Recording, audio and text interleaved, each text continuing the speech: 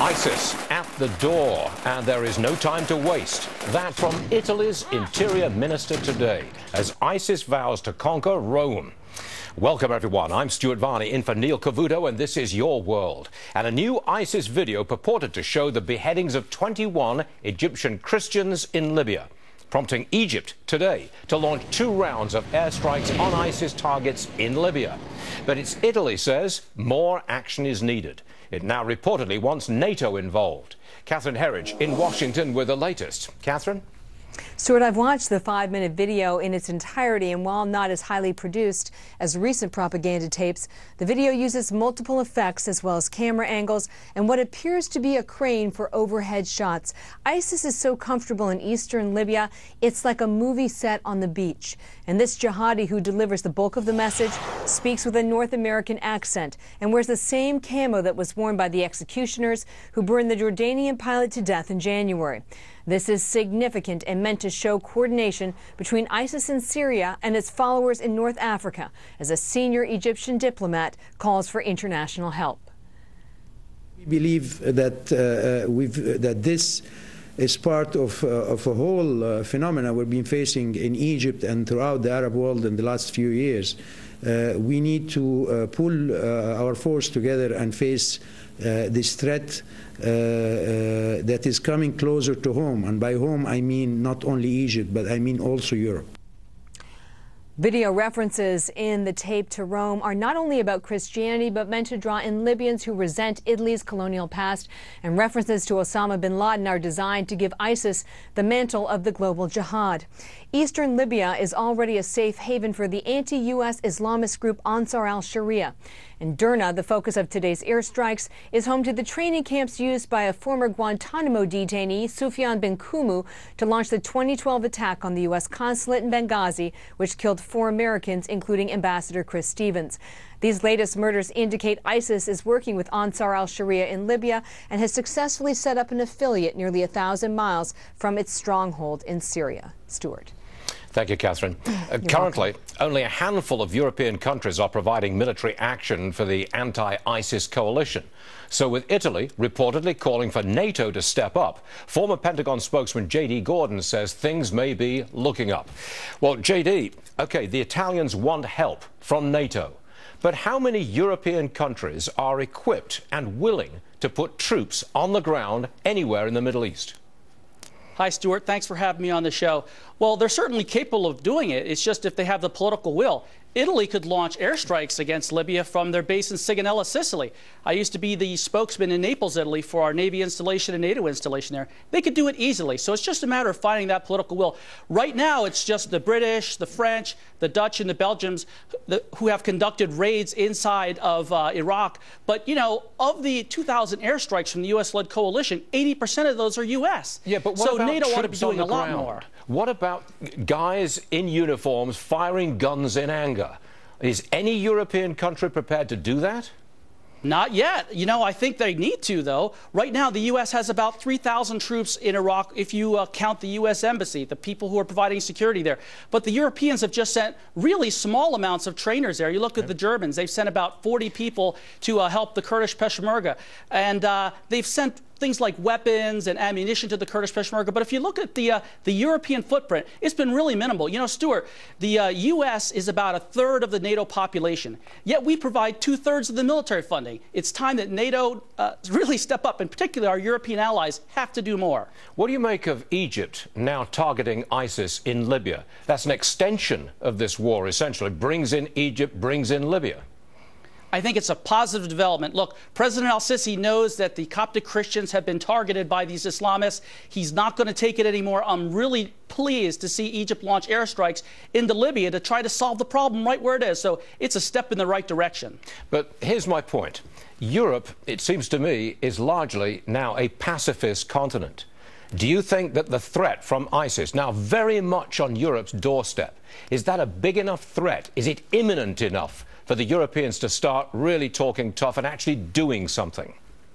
Stuart, I think you're right. I think it was a wake-up call to see the attacks in Paris and just over the weekend in Copenhagen. I think the Europeans are waking up to the threat from radical Islam. So I hope they show the political will to actually take the fight to the Islamic State and other radical Islamic terrorists, because thousands of Europeans have actually gone to Iraq and Syria to fight as part of the Islamic State. JD, I want your judgment. Do you think that Europe will step up now?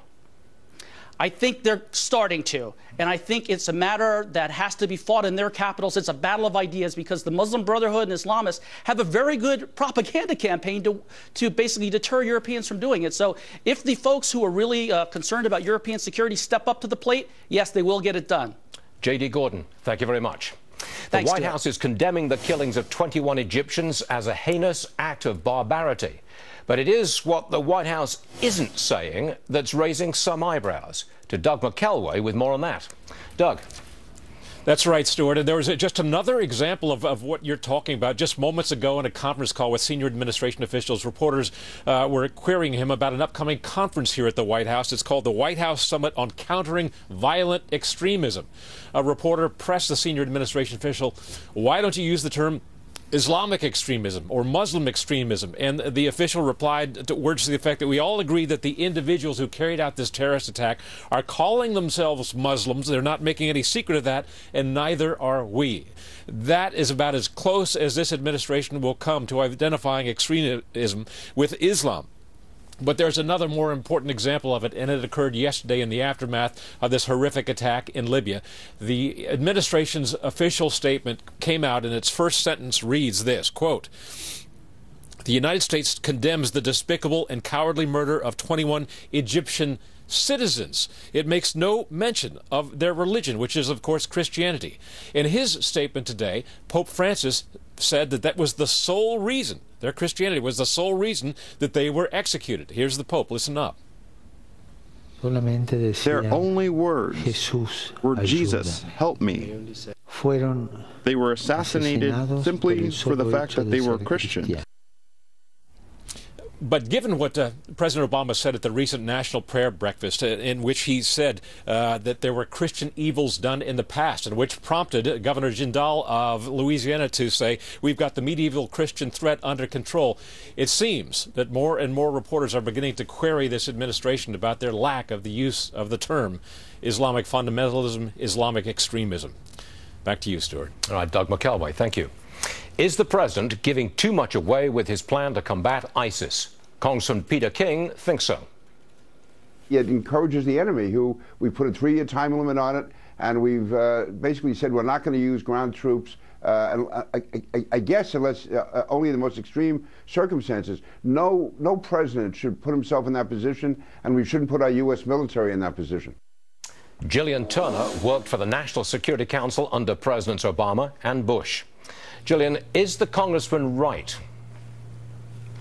Representative King's criticism of the war authorization request is significant because it's an extension of his belief that the president and the administration have really botched the anti-ISIS campaign. It also really highlights the larger issue of this partisan divide we're seeing over U.S. ISIS policy more general. We have Republicans under the leadership of Speaker Boehner and Senator McCain saying that this request was not robust enough. On the other hand, we have Democrats who believe that it unnecessarily escalates the situation and increases the probability of an actual ground war in Iraq and or Syria. Well, the president doesn't want a long war with Americans involved in a long war, so he puts a time frame on it, a 3-year limitation.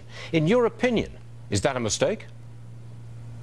I think that any time we take options off the table, as we did with the no boots on the ground policy, as well as put a timetable, a moment in time at which all military activity has to stop, it's problematic. But it's a question of the president's positioning, isn't it? It's a question of his approach.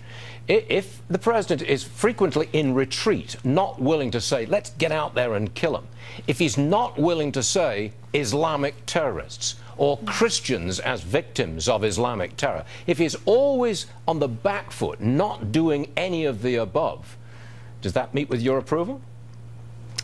Personally, it does not. We're seeing ISIS and other terrorist organizations. A quick reminder that groups like Al-Qaeda and Al-Qaeda in Yemen are also alive and well and metastasizing not only in the Middle East, but encroaching into other regions like North Africa. We're now seeing this activity in Libya and Yemen, and it's all very, very discouraging. So, Gillian, it seems like it's a policy of containment. Don't recognize it, don't go after it, don't try to kill it, contain it. And that policy is not working because it's spreading. Well, remember, the first tenet of the entire anti-ISIS coalition strategy was to degrade ISIS, with the ultimate sort of ulterior motive of degrading it, of defeating it at a later point in time. I think that when you start differentiating between the two, it can be problematic because you put a wrench in momentum. Yeah. Gillian Turner, thank you very much for joining us today. Much appreciated. Thanks for having me. To homegrown terror in Denmark, the gunman suspected of killing two is dead, but our next guest says these pictures show something else is very much alive, and we're not even close to being prepared.